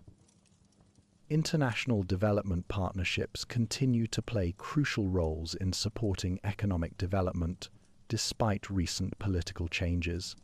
The World Bank, International Monetary Fund, African Development Bank, and other multilateral institutions provide financing for infrastructure, social services, and institutional development. However, relations with traditional donor countries have become more complex following military governments and diplomatic realignments, potentially affecting future aid flows and partnership arrangements. The Extended Credit Facility Agreement with the International Monetary Fund, finalized in June 2023, with disbursements of $305 million over 4 years, supports fiscal consolidation efforts while providing resources for essential government functions. This agreement demonstrates continued international confidence in Burkina Faso's economic management, though implementation requires maintaining fiscal discipline while addressing pressing security and humanitarian needs. Future economic prospects depend heavily on the ability to address structural constraints while building on existing strengths and opportunities. Scenarios developed by development economists suggest that comprehensive approaches combining governance improvements, infrastructure investment, educational advancement, and agricultural modernization could significantly accelerate economic growth and poverty reduction. Under optimistic scenarios, extreme poverty could decline from current levels above 30% to below 3% by 2043. However, achieving such transformation requires overcoming significant obstacles, including security threats, climate vulnerabilities, institutional weaknesses, and resource constraints. The window for implementing comprehensive development strategies may be narrowing as security challenges intensify and international relationships become more complex. Political stability and effective governance will be essential for creating the predictable environment needed for long-term economic planning and investment. Urban development presents both opportunities and challenges for future economic growth. Cities like Ouagadougou and Bobo-Dioulasso are expanding rapidly, with urbanization rates expected to reach 52% by 2050. This urban growth creates opportunities for industrial development, service sector expansion, and economic diversification. However, rapid urbanization without adequate planning and infrastructure investment could create sprawling informal settlements, environmental degradation, and social tensions. Environmental sustainability will increasingly influence economic development strategies as climate change intensifies and natural resource pressures mount. Sustainable mining practices, climate-smart agriculture, renewable energy development, and ecosystem conservation will become essential elements of any viable long-term development strategy. Balancing immediate economic needs with environmental protection requires careful policy design and significant investment in green technologies and practices. The youth demographic dividend offers tremendous potential for accelerating economic growth and development, as over 60% of the population is under 25 years old. However, realizing this potential requires creating educational opportunities, employment prospects, and entrepreneurship support that enable young people to contribute productively to economic development. Current challenges in education, access, and job creation threaten to waste this demographic opportunity. Gender equality represents another crucial factor for maximizing economic potential, as women's full participation in economic activities could significantly boost productivity and innovation. Traditional cultural patterns that limit women's economic roles are gradually changing, particularly in urban areas, but substantial barriers remain in accessing education, credit, and market opportunities. Supporting women's economic empowerment through targeted policies and programs could unlock significant additional economic growth. Food security and agricultural transformation will remain central to economic development, given the sector's continued importance for rural livelihoods and national nutrition needs. Increasing agricultural productivity through improved seeds, farming techniques, irrigation systems, and market access could reduce poverty while improving food security. Value addition through processing, packaging, and marketing could create employment opportunities while increasing farmers' incomes. As the sun sets over Burkina Faso's diverse landscapes, from the bustling markets of Ouagadougou to the cotton fields of the south and the gold mines of the north, the nation's economic story continues to unfold with all its complexities and contradictions. The path forward will require wisdom, courage, and persistence from leaders and citizens alike, as they work to transform abundant natural resources and human potential into shared prosperity and sustainable development. The challenges are undeniably enormous. Security threats, climate change, infrastructure deficits, and institutional weaknesses that would strain any society. Yet Burkina Faso's history demonstrates remarkable resilience, adaptability, and determination that have enabled survival and progress through previous crises and transformations. The same spirit that built ancient kingdoms, survived colonialism, achieved independence, and weathered numerous political transitions continues to drive innovation, entrepreneurship, and community solidarity in the face of contemporary challenges. Whether Burkina Faso will achieve its development aspirations depends not only on domestic efforts, but also on international support, regional stability, and global economic conditions largely beyond national control. However, the foundation exists for gradual but meaningful progress toward greater prosperity, security, and opportunity for all Burkinabés. In the choices made today by farmers, entrepreneurs, students, leaders, and citizens across the country, the future of this remarkable nation slowly takes shape, one decision and one day at a time.